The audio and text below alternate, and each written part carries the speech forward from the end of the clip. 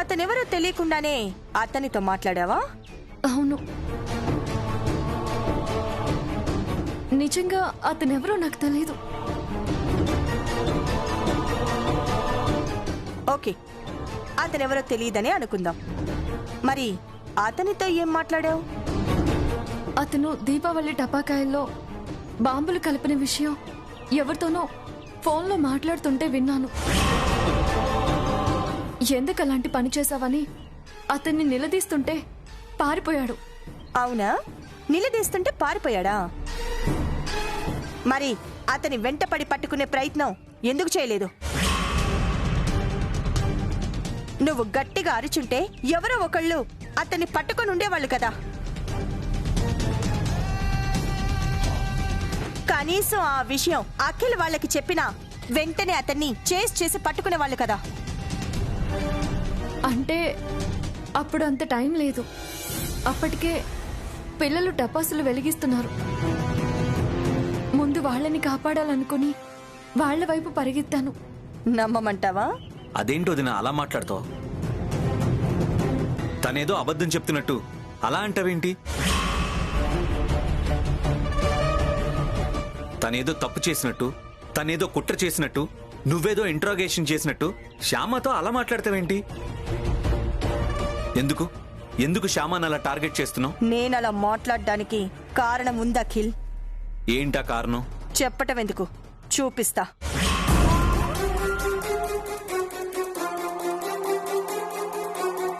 చిలకమ్మా. ఏటమ్మ గారు? శ్యామ రూమ్ లో నీకేవో దొరికాయి కదా, అవి తీసుకురా. అలాగేనమ్మా.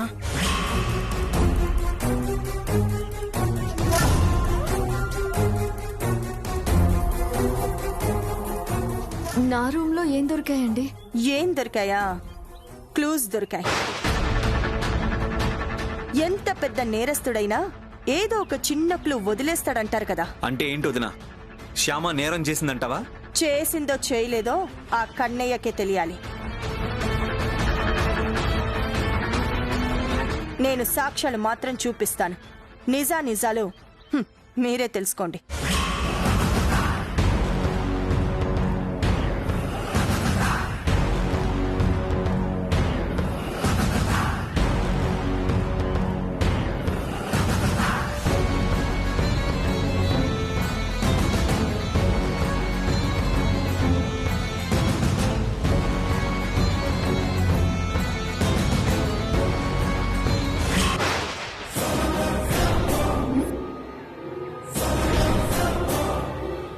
ఈ డ్రెస్ ఏంటి? ఇవి శనగోళ్ళమ్మ రూమ్ ఉడుతా ఉంటే అక్కడ దొరికినాయి బాబు.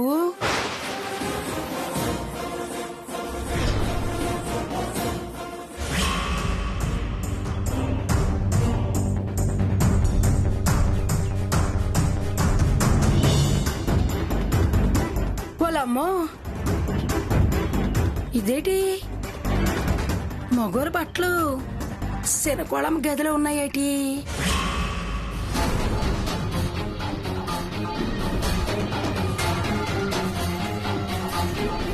ఏంటివి?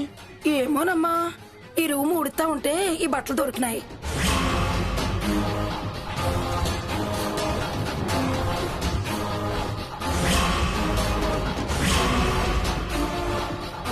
మగవాళ్ల డ్రెస్ శ్యామ రూమ్ లో దొరికిందా?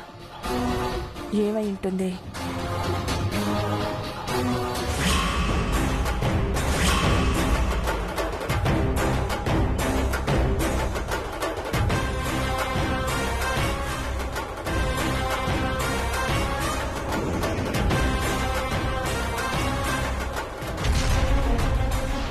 ఏంటివి?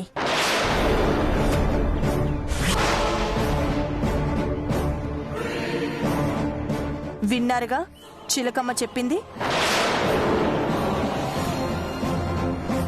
శ్యామ, ఆ బాంబు పెట్టిన వ్యక్తి ఎవరో నీకు తెలియదన్నావుగా. ఓకే, కనీసం ఈ డ్రెస్ ఎవరిదో నీకు తెలుసా? అది కూడా తెలీదా?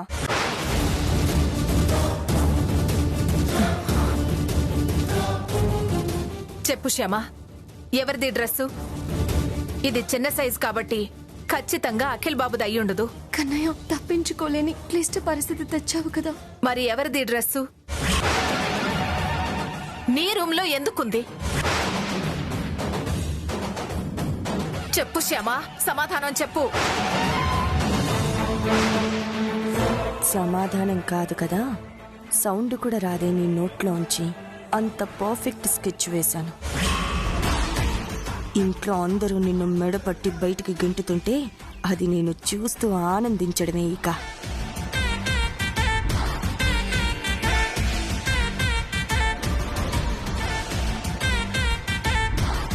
ఆ, అది అది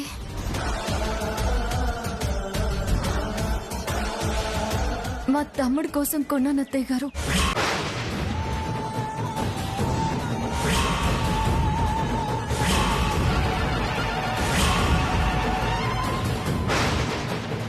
నీ తమ్ముడి కోసం కొన్నదానివి, మరి ఆ డ్రెస్ మీ తమ్ముడికి ఇవ్వకుండా రూమ్ లో ఎందుకు పెట్టుకున్నావు?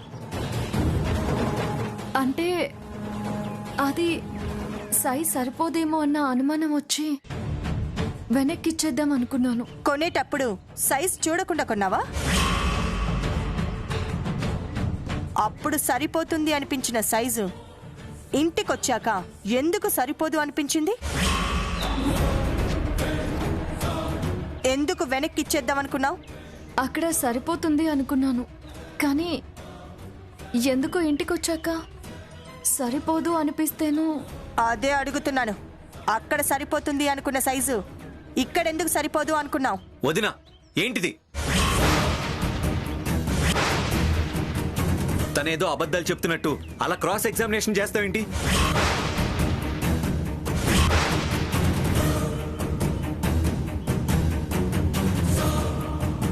శ్యామకు అబద్ధాలు చెప్పే అలవాటు లేదు.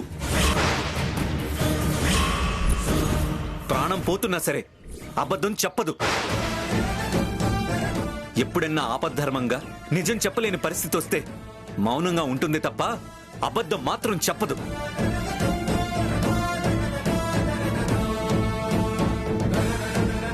ఆ విషయం వైదేహి వదిన వాళ్ల చెల్లెల విషయంలో మీకు అర్థమయ్యే ఉంటుంది కదా. తనని దోషిని చేసి మీరు నిలబెట్టినా కూడా తల వంచుకుని ఉందే తప్ప నిజం చెప్పలేదు. వైష్ణవి వాళ్ల పర్సనల్ విషయాలు బయట పెట్టడం ఇష్టం లేక.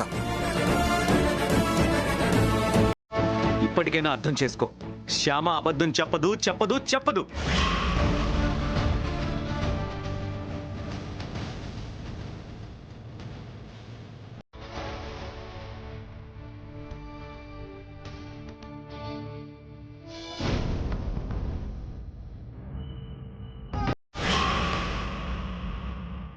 కన్నయ్య, నేను అబద్ధం చెప్పను అని నా మీద అఖిల్ బాబ్కి ఎంత నమ్మకమో చూసావా? అలాంటిది పాట విషయంలో తప్పనిసరి పరిస్థితుల్లో నా చేత అబద్ధం చెప్పిస్తున్నావు నువ్వు.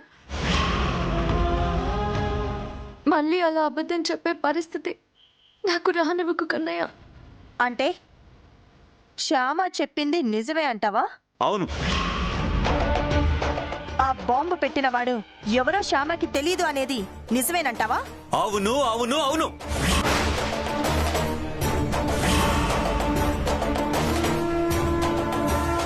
ఖచ్చితంగా శ్యామ చెప్పింది నిజమే ఐశ్వర్య.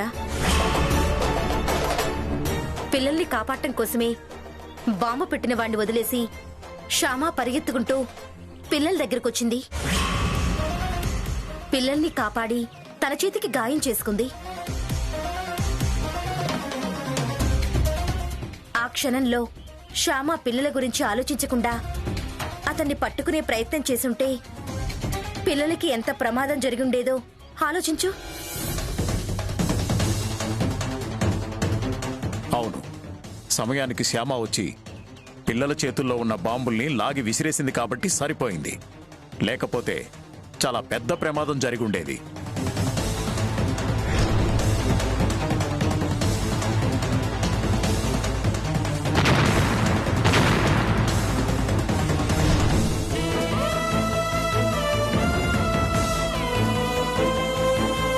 మరి ఆ బాంబు పెట్టింది ఎవరు అనే విషయం ఎంక్వైరీ చేయడం వదిలేద్దామంటారా మామయ్య గారు? అలా ఎలా వదిలేస్తామమ్మా? ఖచ్చితంగా వదిలేది లేదు. పోలీసుల్ని పిలిపించి ఎంక్వైరీ చేయిస్తాను. నిజానిజాలు తెలుస్తాను. అసలు దోషిని మీ ముందు నిలబెడతాను.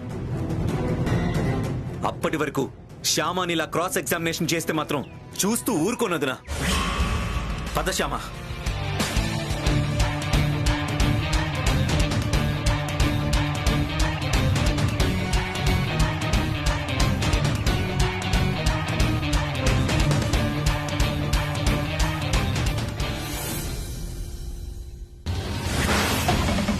వాట్? అఖిల్ పోలీస్ కంప్లైంట్ ఇచ్చాడా? అవును సార్. ఎవరో కావాలని ఆ క్రాకర్స్ అలా బ్లాస్ట్ అయ్యేలా చేశారని కంప్లైంట్ ఇచ్చాడు సార్. సీసీ ఫుటేజ్ కూడా చూపించాడు సార్. ఆ ఫుటేజ్ లో మా రంగడు మాత్రం కనపడలేదు కదా? కనపడ్డాడు సార్. అందుకే మీ దగ్గరికి పరిగెత్తుకుంటూ వచ్చాను. మంచి పని చేశావు. మీ ఉప్పు తిన్నాను కదా సార్. విశ్వాసం చూపించకుండా ఎలా ఉంటాను? సీసీ ఫుటేజ్లో ఉన్న వ్యక్తి ఎవరో కొత్త క్రిమినల్ అని, మా క్రిమినల్ రికార్డులో లేని వ్యక్తి అని అఖిల్కి చెప్పేశాను sir. Good, very good. Akhil phone చేసిన ప్రతిసారి ఆ వ్యక్తి గురించి వెతుకుతూనే ఉన్నానని చెప్తూ ఉండవు. అలాగే సార్. 4 రోజులు పోతే వాళ్ళకే విసుగొచ్చి ఫోన్ చేయడం మానేస్తారు. కేసు మరుగున పడిపోతుంది. ఓకేనా? Okay sir.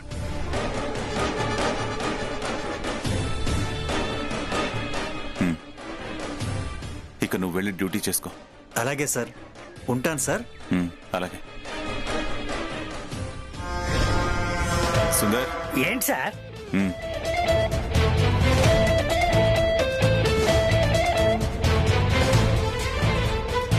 ఆ డబ్బులు తీసుకుని కొన్ని రోజులు నువ్వు అండర్ గ్రౌండ్కి వెళ్ళిపో. నేను చెప్పే వరకు బయటికి రావద్దు. ఓకే? Okay sir.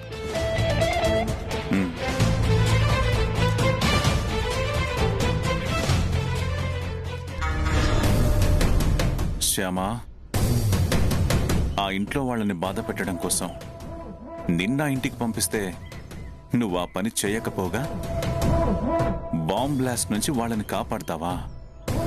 వదలను, నిన్ను వదలను. తొందరలోనే నీకు ఊహించని షాక్ ఇస్తాను.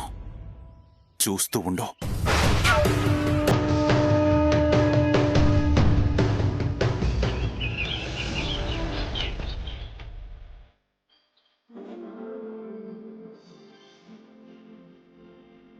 కన్నయ్య, రోజు నీకు తులసి మాలో, చామంతి మాలో ఏదో ఒకటి వేస్తున్నాను. కానీ ఇవాళ ఎందుకో నీకు కలువ పూల మాల వేస్తే బాగుంటుంది అనిపించింది. కానీ ఇవాళ బయటికి వెళ్ళడం కుదరడం లేదు. అందుకనే తులసి మాల వేశాను. ఈసారి బయటికి వెళ్ళినప్పుడు కలువ పూలు కనిపిస్తే గనుక తప్పకుండా తీసుకొస్తాను. నీకు కలువ పూల మాల వేస్తాను, సరేనా?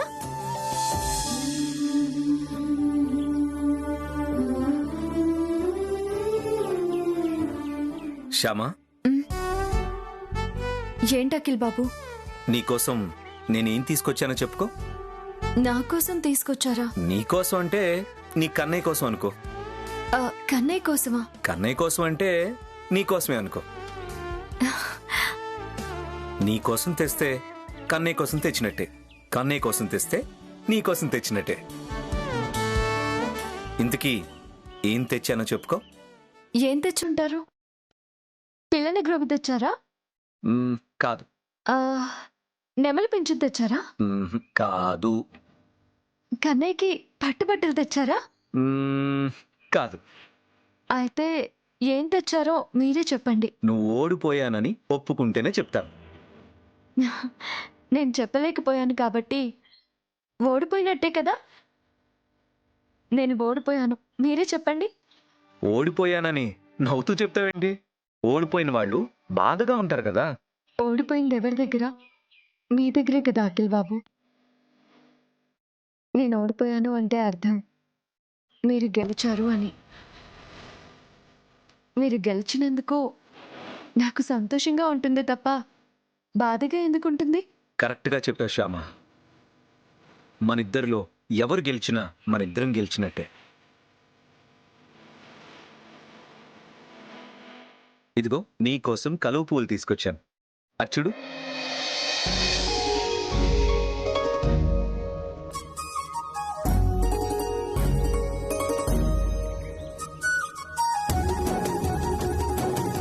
ఎందుకో నీకు కలువ పూల మాల వేస్తే బాగుంటుంది అనిపించింది. కలువ పూల? ఏంటి అంత షాక్ అయ్యావు? ఈ పూలతో కన్నయ్యకి పూజ చేయకూడదా ఏంటి? చేయొచ్చండి, పూజ చేయొచ్చు. మరెందుకు అంత షాక్ అయ్యావు? నేను ఇప్పుడే కన్నయ్యతో చెప్పానండి, తొందరలో నీకు కలువ పూల మాల వేస్తానని. ఇంతలో మీరు కలువ పూలు తీసుకొచ్చారు. అవును, నేను మనసులో అనుకున్న విషయం మీకెలా తెలిసింది? మీరెలా కలువ పూలు తీసుకొచ్చారు? నువ్వు మనసులో అనుకున్నది నా మనసుకి వినపడి ఉంటుంది, అందుకే తెచ్చాను.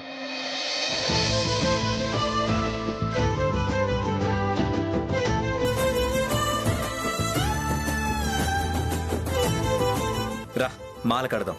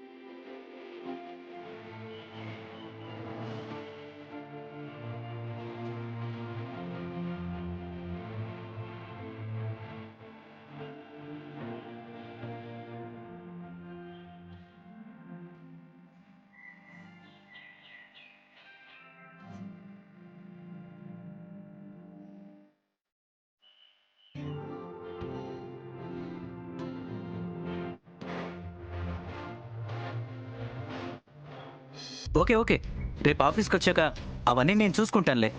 Okay bye. ఇంట్లో పెళ్ళాన్ని సరిగ్గా చూసుకోవడం చేత కాదు కానీ ఆఫీస్ వ్యవహారాలు చూసుకుంటాడంట ఈ పెద్ద మనిషి.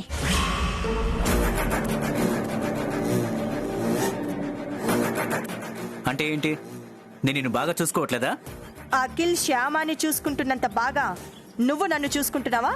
అంటే అంటే ఏంటి, శ్యామ రూమ్ లో అడ్రస్ ఎలా వచ్చింది అని మేమందరం అనుమాన పడుతూ ఉంటే అఖిల్ మాత్రం శ్యామని కొంచెం కూడా అనుమానించలేదు.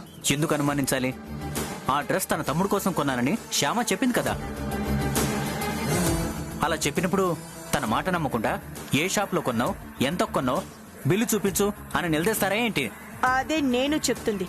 అలా ఏం నిలదీయకుండా శ్యామ చెప్పింది 100% నిజమని చెప్పి అఖిల్ నమ్మాడు. అంతలా నువ్వు నన్ను ఎప్పుడైనా నమ్మావా? శ్యామ సైడ్ నుంచి ఏమన్నా తప్పు ఉందేమోనన్న అనుమానంతో నేను అత్తయ్య గారు తనని రకరకాలుగా ప్రశ్నిస్తుంటే అఖిల్ శ్యామకి సపోర్టుగా నిలబడ్డాడు. అంతలా సపోర్ట్గా నువ్వు నాకెప్పుడైనా నిలబడ్డావా? జరిగిన దానిలో శ్యామ తప్పు లేదని నిరూపించడానికి పోలీసుల్ని రంగంలోకి దించడానికి సిద్ధపడ్డాడు అఖిల్. అంతలా నువ్వు నా విషయంలో ఎప్పుడైనా సిద్ధపడ్డావా?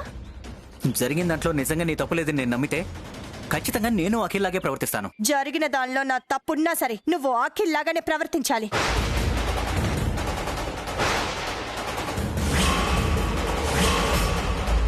ఎస్, పొరపాటున నేను తప్పు చేసినా కూడా పెళ్ళానికి సపోర్టుగా నిలబడటం మొగుడుగా నీ బాధ్యత. ఈ క్షణం నుంచి నువ్వు అలాగే ప్రవర్తించాలి, అలాగే బాధ్యతగా ఉండాలి. లేకపోతే నువ్వు జీవితాంతం బాధపడే నిర్ణయం నేను తీసుకోవాల్సి వస్తుంది. అంటే అర్థం కాలేదా? నేను కోరుకున్న విధంగా నువ్వు ప్రవర్తించకపోతే వెంటనే నీకు డైవర్స్ ఇచ్చేస్తాను.